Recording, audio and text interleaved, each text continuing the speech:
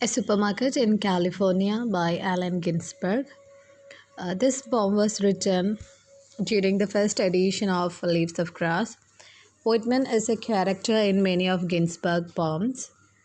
Here, the narrator walks through the streets thinking of Whitman, enters a supermarket, and finds him there. So, when the poem starts, the poet walked down through the streets and under the trees with a headache, and he was looking at the full moon and thinking of the poet Walt Whitman.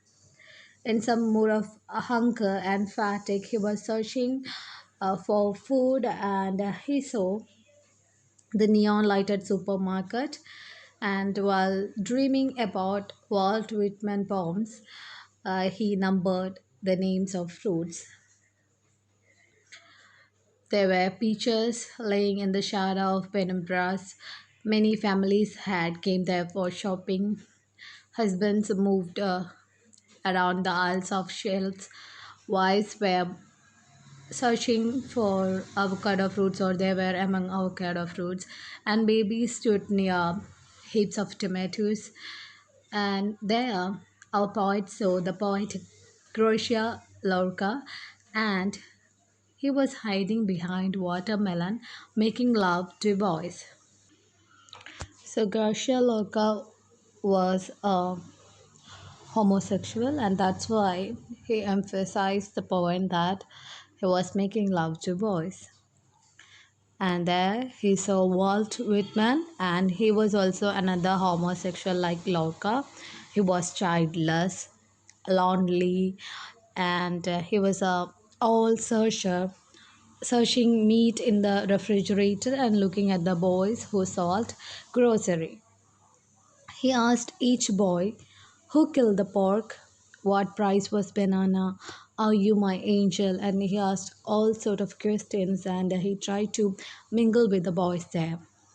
The poet moved behind Whitman among the stacks of fruit cans and imagined that the watchmen were observing them to see whether they were stealing fruits. And after all those things, they walked down the open corridors, dreaming and eating artichokes, taking hold of the frozen delicacies without paying. So they stalled some foods, and they were moving down the open corridors. He asked Whitman, our poet asked Whitman, that where are they going?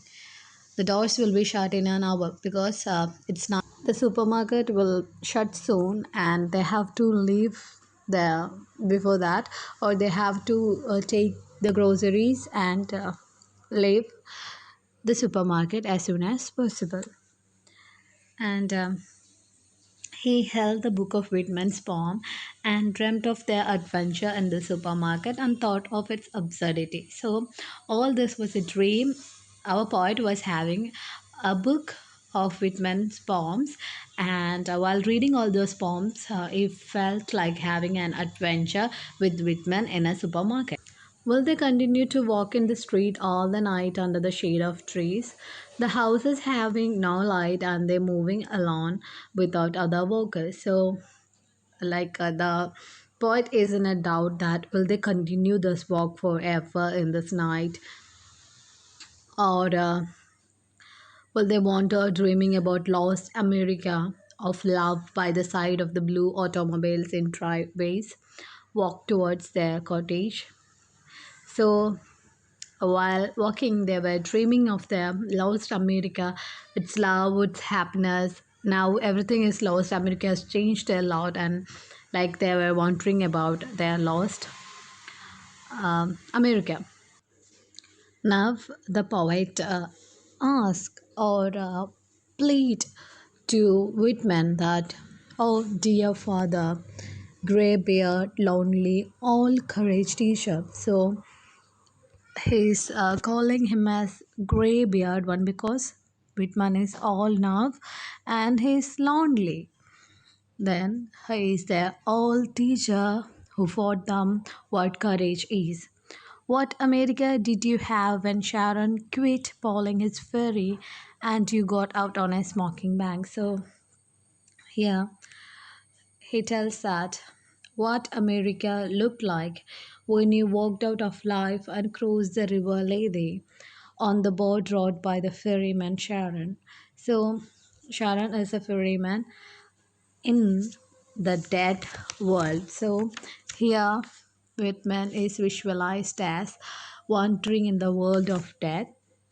You got out of the boat on the smoking bank and stood watching the boat disappear on the black waters. So here the poet asks Whitman that have you not gone with Sharon to the world of death, that you have